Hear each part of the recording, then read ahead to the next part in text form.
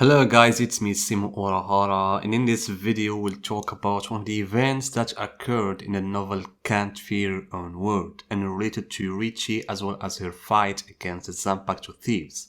So that event was known to mention a very important piece of information related to Yoruichi's Zanpakuto. First of all, as I mentioned in the previous video, that there was a meeting between the leaders of the three noble families, Tokihara Tsuneyashiro, Byakuya, as well as Yoruichi, on behalf of her brother. So this meeting ended with Yoruichi understanding why Tokinada invited her to this meeting and not her brother, since she has seen the condition of the previous King of Souls. Of course, whether Yoruichi or Byakuya had prior suspicions that Tokinada might be the one who killed his family's members, and I'm speaking about the elders, to check the position of the family leader. But in the absence of a solid evidence, everyone had no choice but to go along with Tokinada until they knew what he wanted. So the meeting ended, and as we said, with Tokinada's words about the appearance of the Soul King and Urahara's Kisuke's knowledge of his true identity. Later, Tokinada will go to a special place.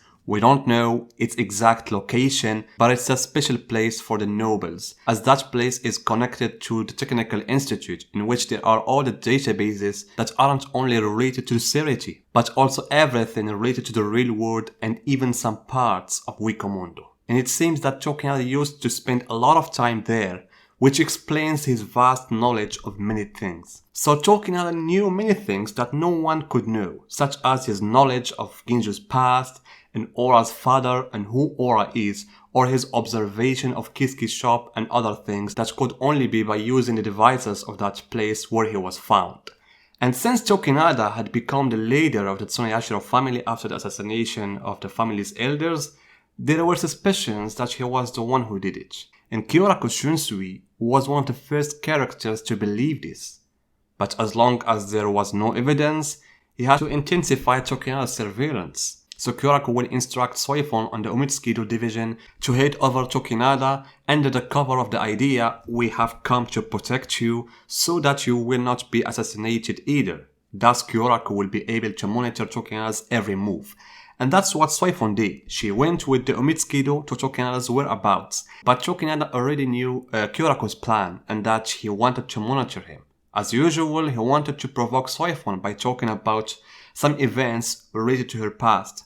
But the thing that really provoked Soifon was when Tokinada started talking about Yoruichi and that he wanted to marry her because they have common points. They are nobles, and also, according to his claim, Tokinada killed his wife, Kakyo, while Yoruichi betrayed the Soul Society at the instigation of Urahara's Kisuke and went with him to the real world. And so, as you know, this is Tokinada's way of provoking others, always trying to go to the points they have a problem with. For example, with Kyoraku, he mentioned to him the issue of executing his brother's wife and that he suspected that he was hiding the Hakyoken sword.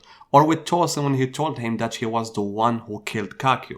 In the sense that he has knowledge in advance of the personality's background and what it hurts him the most. And this is indeed what he did with Soifon. He knows her relationship with Yoruichi, so he used that. But also Tokinada, in other scenes before this and in the meeting that took place between them, he flirted with Yoruichi and mentioned that she was beautiful, etc. However, when Soifon tried to respond to this obvious provocation towards her dearest person, Yoruichi the latter showed herself and told Tokinada that she would like to live in Wikomondo rather than live in the Soul Society if this meant marrying a person like Tokinada. Yoruichi came to the scene saying that she also wanted to join the protection program. And when Tokinada saw Yoruichi, he tried to provoke her either by telling her that, "Yoruichi, you don't even have a Zanpakuto." And here where Yoruichi will respond with a very important words.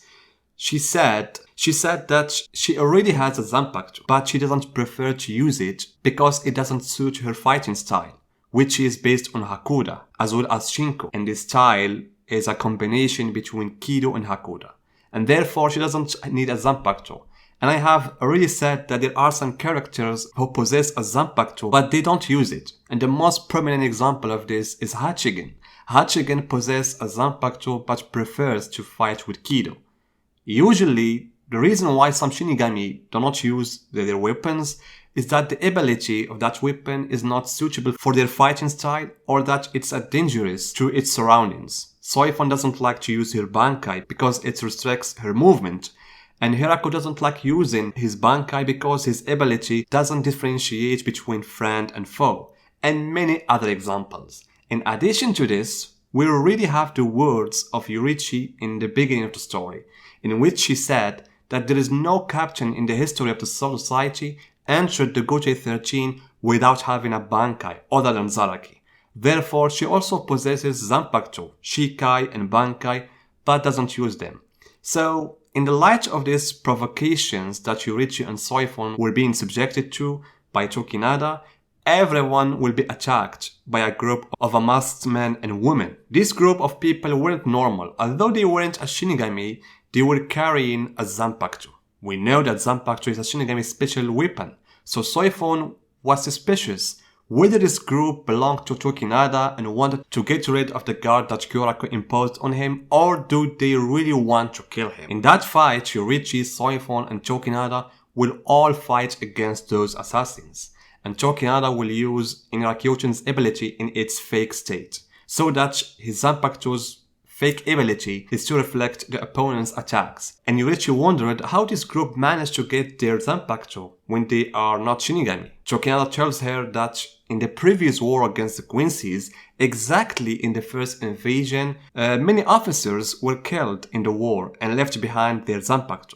Thus, all those Asauchi that were in the hands of the officers were stolen and given to others. And since most of the Zanpakuto are originally just Asauchi, they can simply be recontrolled, such as the state of Zaraki Kinpachi, who stole the Asauchi from one of the dead officers. So guys, what do you think about this? About the hints of Yoruichi about her Zanpakuto? For me, I would like to see some information about Yoruichi's Zanpakuto in a data book. I mean, it's okay not to see it in action in the manga, for example, because Yoruichi herself confirmed she has a Zanpakuto, but she doesn't like to use it.